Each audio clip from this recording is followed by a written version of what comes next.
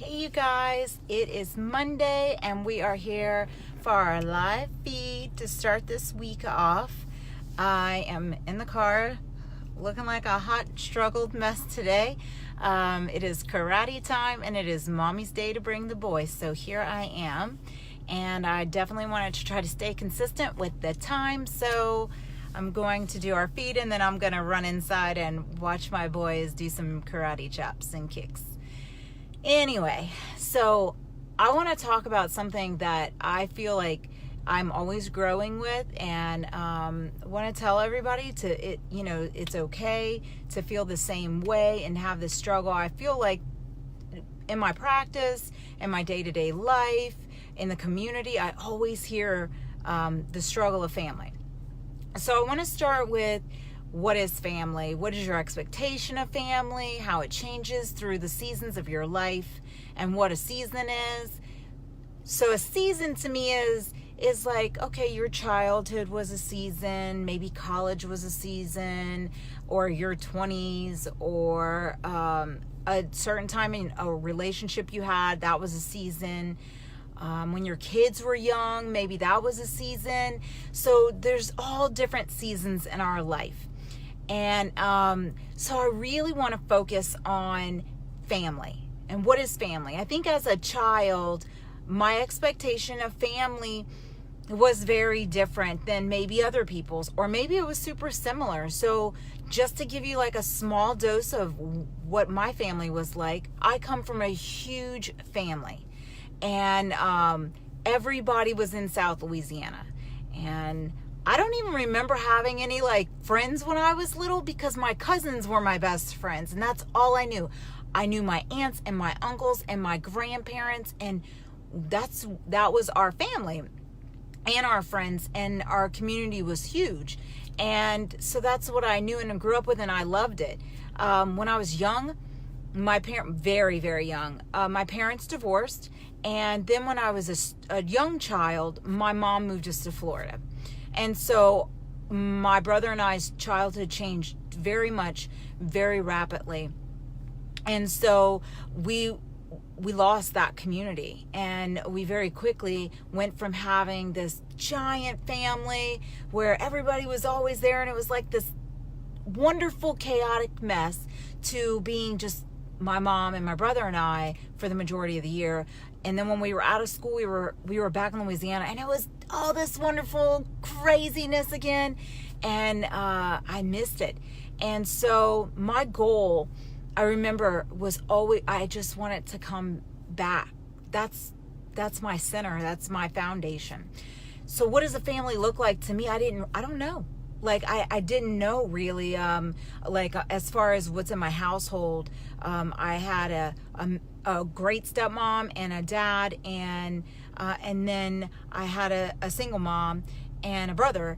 And then my dad and stepmom had kids, but my brother and I were really old. Like, we were 10 and 11 years older than them, and then we weren't here in Louisiana, so we missed all of that.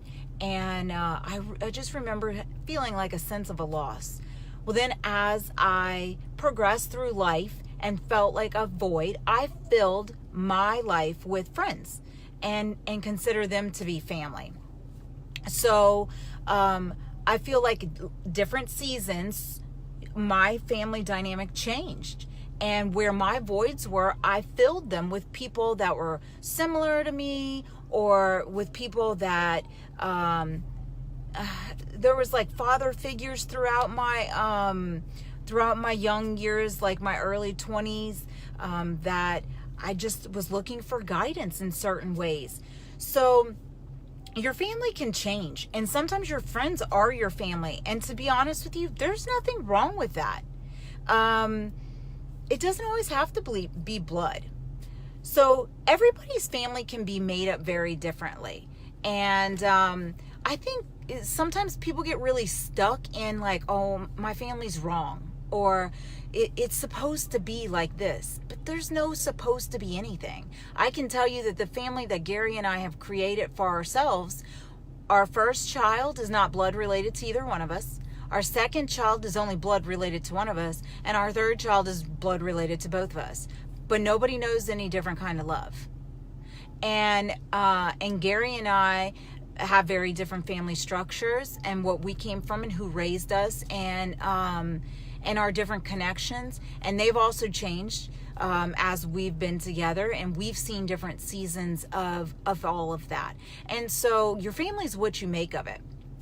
For a long time, Gary and I had this perception of what grandparents were supposed to be. And in Florida, we really didn't have a lot of support as far as family, because there was really nobody there for us. I mean, physically, there was not that many people there to help with the kids. And we struggled with that, because I don't trust a lot of people to watch my kids. I have a high bar, and so it was scary. So we didn't do much without the kids, and then we were tired, and we didn't have that help, and we resented it. But I'm gonna tell you, I've thought a lot about this and what my expectation was for family, and it's not fair. It really isn't. I put so much pressure on what I think in my head. I don't tell people this. I mean, my husband I tell, but oh, I'm upset because this person's not reaching out, or this person's not doing this. And then I'd be upset, and it would stress me out, and it would make me sad. But to be honest with you, in reality, it's not their fault. Because at the end of the day, we are only responsible for ourselves and the expectations we set on ourselves. We cannot hold that person responsible because they're not the kind of cousin or grandparent or friend or mom or dad or anything that we want them to be. They're who they are, and that's okay. Like, they're not going to change just because we ask them to. They're not going to do things the way we want them done.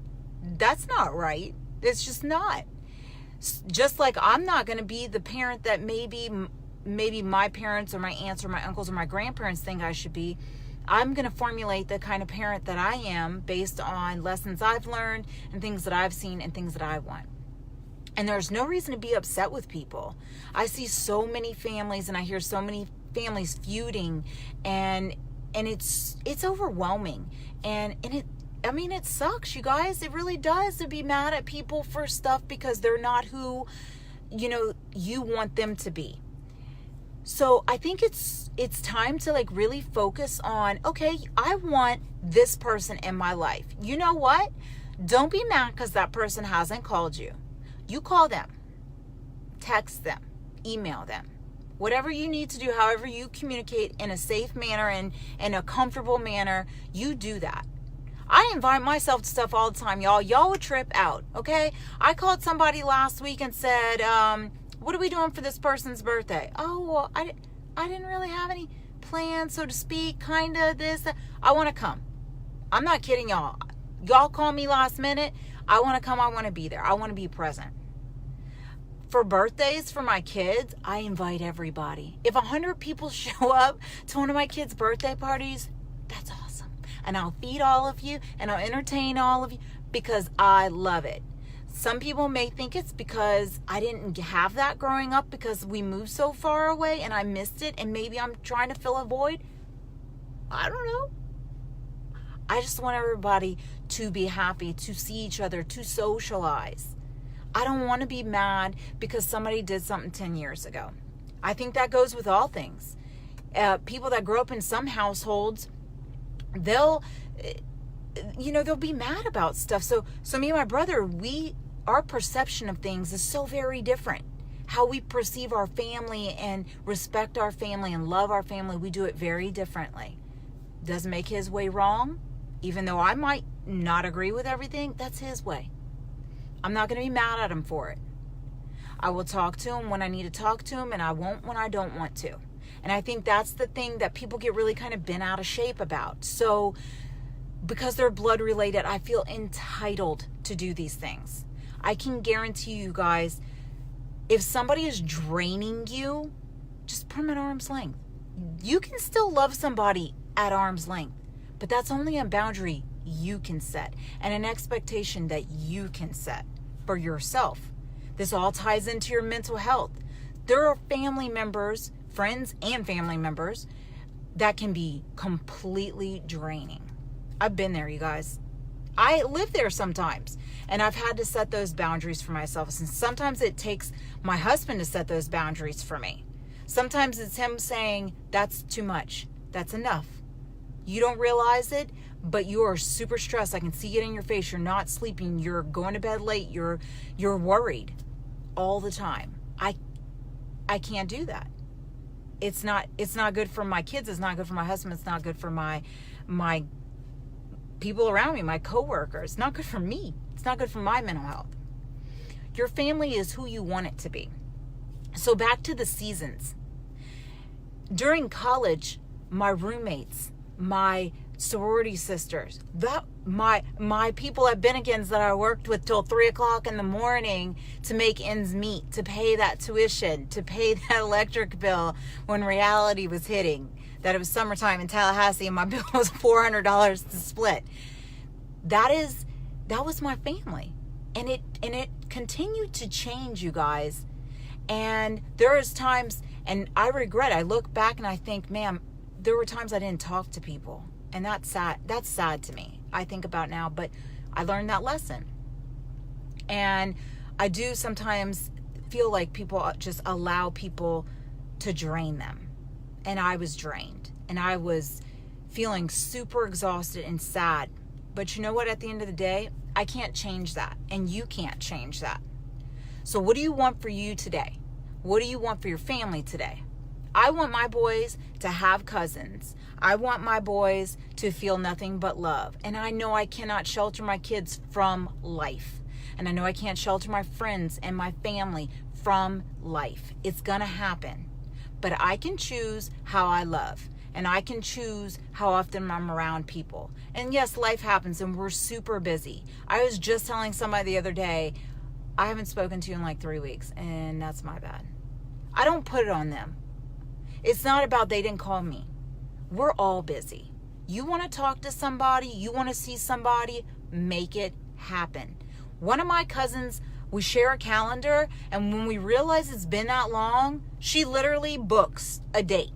She already booked me for Labor Day and sent me an invite, and I accepted it. I know what I'm doing on Labor Day, y'all. It happens like that. Life happens. You have to stop. You have to take a deep breath, and you have to take ownership for your relationships, for your family, what it means, what you want it to mean.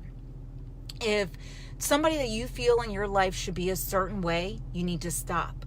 Just because they're not that way, that doesn't make their way wrong. So if you're not getting what you need from the person you feel like you need to be getting it from, then find another person. It's okay. It really is. I can assure you guys, there are moments where I feel like I am surrounded by everybody, but I kind of feel alone. Like straight up alone. I have such a community around me, and I mean, I relate to lots of my cousins. We're in very similar structures of age and family settings, and our kids are in similar ages, but life is there, and we're super, super busy, and it just passes. I mean, I've been here 2 years, and I can tell you there's some cousins I see all the time, and there's some I don't. And it's unfortunate, and it's because life happens and we're busy. And sometimes I have to stop and smell the roses. Sometimes I gotta grow the roses. It's just how it is. My takeaway from today is, it's super important to have a family. It doesn't mean it has to be blood related. Figure out what you want.